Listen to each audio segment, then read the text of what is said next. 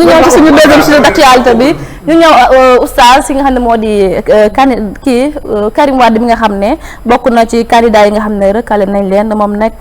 gannaaw bi ñu ko éliminé ci élection yi présidentielle 2024 ñi nga xam ne waa PDS daal dinañu génn nañ loolu moom teguñ ko fenn buñ ko sukkandikoo ci yoon rek Karim Wade daal dina war a mën a bokk ba jël nañ mbir moom daal di ko yóbbu fële ci assemblée nationale nee nañ nag ba président Ousmane Sonko daal dina génn nee na képp koo xam ne mbir mi bu yeggee ci foofu noonu képp koo xam ne député nga APR ñu ngi lay ñaan nga voté oui nga dimbale ki nga xam moo di ñoo ñi nga xam ñoo di waa PDS donc nag mu nekk loo xam ne Guy Marius Sagna Modou génn na ba daal di ci yëkkati ay kàddu moom nag daal dina xamal nit ñi ne amoon na ay jamono génne woon defoon na fi ay recours andi fi ay kii yoo xam ne mais ba tey dafa mel dañ ko jël daal dugal si tiroir mu mel ni affaire yi Bambi dafay nuru kumba mu am ndey wala kumba mu amul ndey le fait que ñu jël kaaw nga xam moom mu di Karim Wade daal di ci bugg a doxale nam gën a gaawee te nga xam ne ñu bëri amoon nañ ay recours ñu jël seen yooyu teg ko daal di ko naxasal. waaw loolu dama yàgg di ko far di wax sama baat boobu tey rek ma ko àbb aal naa la ko muy ku ma am ndey ak ku ma amul ndey ci réew Macky Sall bi du ma tàyyi di ko wax moo fi ne muy ci justice muy ci lu mënti ko doon réew mi réew ku ma am ndey la ak ku ma amul ndey ñenn ñi boo gisee ñu am fit ak ni ma ko sañee wax itam dañoo bootu te seen dara langul ñenn ñi nga xamante ni mel ni man amoo link amoo bras droit amoo ku la protéger au coup plaidel da ngay daal di xam sa bopp tuuti day xam lekkam donc gis nañ fi justice ku mel ni Ousmane Sonko dossier am ni ñu ko patamee paraxee ko ñaata dossier ñoo fi jiitu ñaata dossier ñoo fi am mais Ousmane Sonko atteem lépp dañ koo paraxee et pourtant am na dossier yi fi jiitu et pourtant Barthélémy Dias dossier am jeex na fi ba passé ba mu nekk maire ba ànd ak Macky Sall ba génn ba wax ba Macky Sall nangu Barthélémy nekk candidat te il était prisonnier moom itam mu génn foofu rafet mu demaat changé war temps àndaat ak Sonko muy neex ñuy ànd di zële di zoose Sonko yàlla teg ko nat Barth change ana ngor réew mi yàgg na ci ku ma am ndey ak ku ma amul ndey ñi gore dafa bëreetul daal ak ñi ma ko sañ a wax ñii gore nag ñu ngi gore ñii doon jaam ñu ngi doon jaam ñii doon nit ñi ngi doon nit ñii am kóllëre ñi ngi am kóllëre itam sama wax nag du neex noonu la demee dossier bu ñu def ci 3 rek buñ la ba jéeg buñ jugé buñ attee gis nga état li may wax chaque jour rek courant du pile te pomme de neew suukar bu la tàggoo ne maa ngi sangu ji dem ñëwaat xamal ne yeggul ci dus fii kuñ fi bëgg a lijjanti ci même pas 1 heure de temps muy juste ak koo mën a doon ci réew mi ak daraja joo mën a am ak martaba ba dañ lay lijjanti H24 ku ñu bëgg a lijjanti ku ñu bëggut a lijjanti itam duñ la daal di lijjanti en toute sincérité donc recours bi mu am mu ñàkk am ñu taxaw ci léegi ñu bañ ci taxaw ñiy voté en tout cas ci paaru Ousmane Sonko du ma taay di ko wax générosité ak mbaax weesul ay député ñoo voteel parrainel Habib Sy mbaax weesul loolu jetéwuma Ousmane Sonko ay fleur du ma apprenti benn jeeg du ma géwélu juddu kenn toog ma fi di wax pour kenn di ma neexal ou kenn di ma fay sama liggéey laa nekk di def donc Karim Wade bu recours am jàllee alhamdulilah bu jàllut alhamdulilah ñi war a bokk dinañ bokk ñi war a dem dinañ dem te jàpp naa ne war a dem na kën naam bu yeggagul day taali tamit li ci kanam rawu li gët yàlla nopp li ñu ñoo fi nekk di sonn ak di wax xiiroo beeg ŋaayoo beeg xeex beeg yàqante beeg dëmmante bi daal jaru ko kenn ku ci nekk na toq ci rukk mën a kanam ànd ak ngorom ànd ak ka mu bëgg ak kam àndal ñu wàññi transhumance yi wàññi wax ji wàññi coow li parce que lii élection bu ñëpp bokk la na rafet dëgg la Assane ñu gis ne waa PDS ak daal dinañu joxoon ñu baaraamu tuuma ñaari juge yoo xam ne nee dañ leen corrompre ci mbir mi waa rafetlu li waa PDS def ndax stratégie politique lañ nekk réew mi fi mu ne nii lépp stratégie politique la da ngay seetaan rek bët bu set ñu wax dara nga commentaire mais 20 candidats ak lépp ay stratégie politique la lépp stratégie politique comme que nag ñu si stratégie politique waa PDS am nañ droit teg stratégie politique mais njiitum réew mi président Macky Sall am na droit teg stratégie politique wax ak ñi nga xamante ni ñooy waa ensemble ni leen wotal leen waa PDS ndax waa PDS ñooy système bi waa kër Ousmane Sonko duñu système bi ñoom ñoo toog mais ñoom bi ñu ñëwee bay dem ci élection yi mais dañoo woo waa PDS ne ñëw leen ñu àndandoo yaakaar ni affaire système nangam fàtte ni affaire système mais waa PDS ànd ak ñoom bi ñu demee ba gagné daal delluwaat fañ nekkoon kon ñooñu est-ce que mën nañoo seere mbiri système ak ñàkk système mais dañoo delluwaat ànd jeeg ña mën a àndal moo tax président Macky Sall mën a ànd ak ñoom te si élection yi dañ faa bàyyi woon président Macky Sall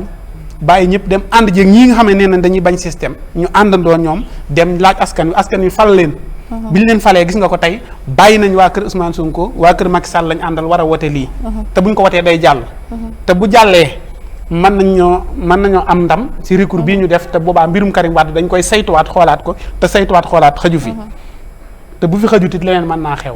waaye daal nañ ñaan yàlla. kon est-ce que recours bi am na sens. am na sens kay. stratégie pour boo amutoon sens njiitum réew mi dina si wax. njiitum réew mi xam na ni fi mu ne nii fi mu jaaroon fépp. boleke na. ba gis nga li mu mujjee wax mu ni mbiri conseil constitutionnel mënuma si dara. élection rek xam nga ku ne élection rek kooku pare na. mais daal di wax ay waa këram woteel leen Karim Wade. ci waaw. ñu accepté waaw ndax bu boobaa buñ ko woteelee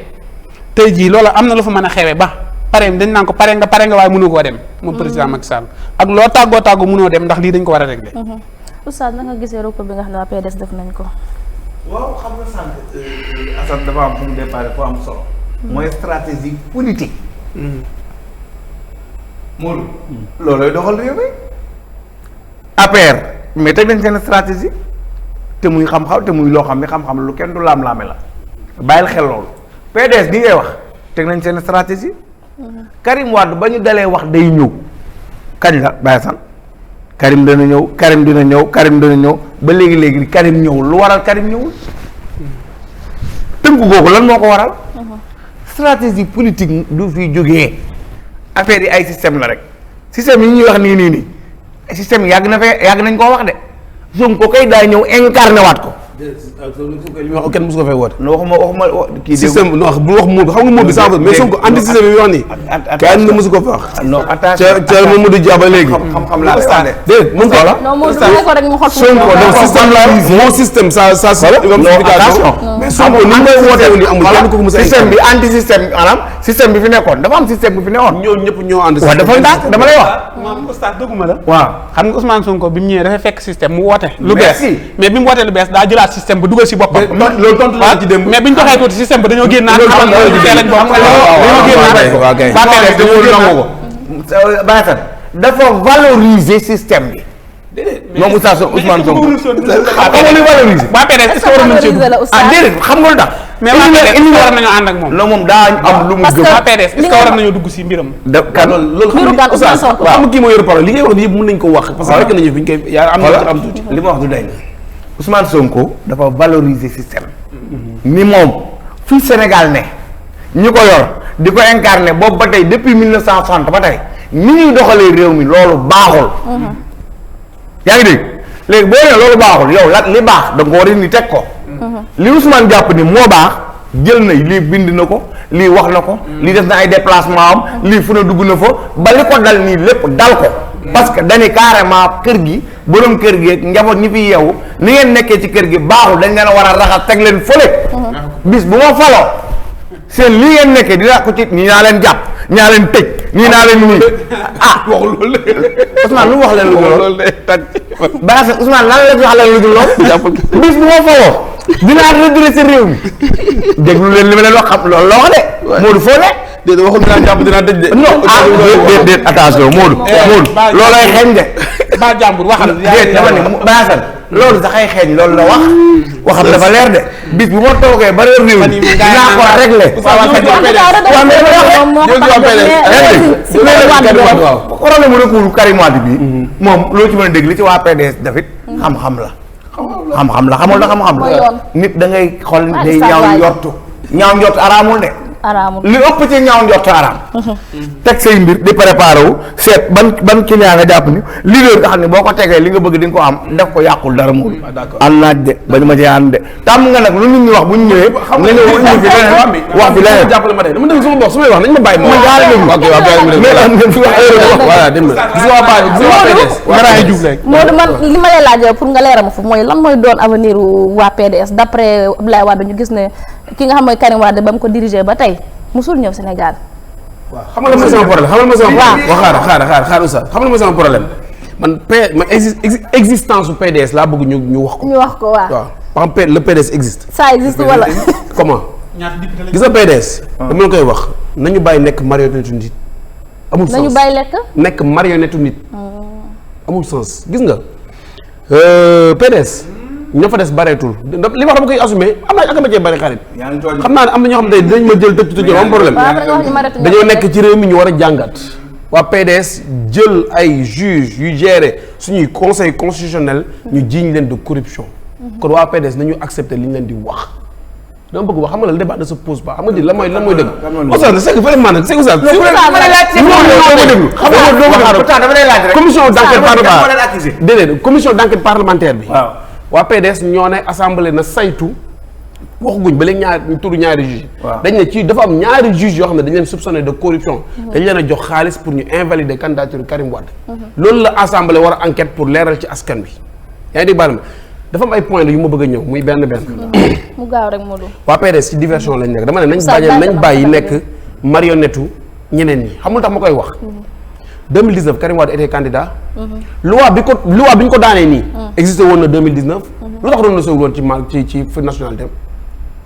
waa PDS bu ñu yab nit ñi quoi c'est que xam nga da ngay nekk ci réew foog ne yow yaa gën a muus nit ñi di teg say stratégie politique gauche droite 2019 Karim Wade candidat la woon. loi waxoon ne ko boo bëggee nekk candidat Sénégal da ngay renoncer sa nationalité. bu renoncé woon foofu ci nationalité bi dinañ ko mën a qualifier 2024 5 ans après.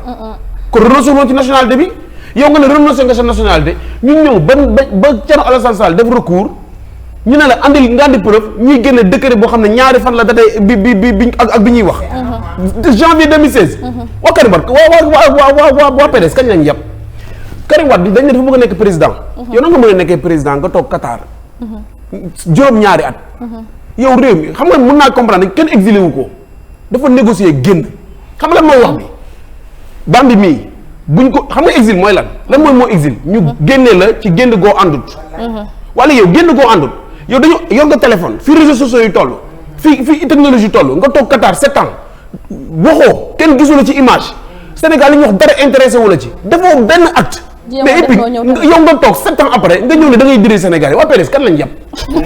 waaye yow sa xaar rek Omar Sarr bi nga xam ne mu ngi nekk ministre des mines ci gouvernement Macky Sall biñ ko fi aayee génn dafa jël gaal dugg Mauritanie génnal pour la ne maa ngi fi mais Karim Wade bi ñu ko exilé Qatar mënul dugg si na def vidéo di def ay live ñëpp di ko gis Ousmane Sonko ngi lii ci kaso bi teg stratégie ba mu jigi tey muy waxal sénégalais yi yow nga ne da nga bëgg jiite réew mi yow nga génn ci guddi yi ñu coupé téléphone tegal la jet privé mu taxaw ci tarmagu aéroport Léopold Sédar Senghor ñu génne la dafa la passeport diplomatique génnee la nga dem boobu ba léegi naa dañ maa exilé dem kenn exilé wu ko il a voulu partir il dafa dem bu toogoon fii purger penam génn toog ci réew mi rayante jaayante bu laajee réew mi ñu ne ko c'est légitime loolu mooy dëgg beneen bi waaw. yebuma la 2019 PDS ñoo yàq élection parce que PDS ma wax la leen lu ñu àndul rek dañuy boycotté dañuy def ay vote yàq élection xam nga Khalifa ci kaso bi ñoom dañu noonu ku nekk prison du leen jiite ñu yàq loolu foofu laa jëm yaa ngi dégg wax bi ba pare am na yoo xam ne gis nga nit ki daal loo bëgg ñu teg la ko bu ko teg jàll foofu laa jëm si moo tax ma ne PDS bu ñu nangu nekk marionnette kenn gis nga yaa ngi wax Abdoulaye Wade dafa mun politique man Abdoulaye Wade xam nga mun politique am jàmbaar la dama xaar rek damay ñëw ay fait man ci ay fait laay ñëw xam nga gis nga Abdoulaye Wade li bam bi wax mooy dëgg 2019 bi mu toogee kalekal dafa nañ lakk carte d'identité yi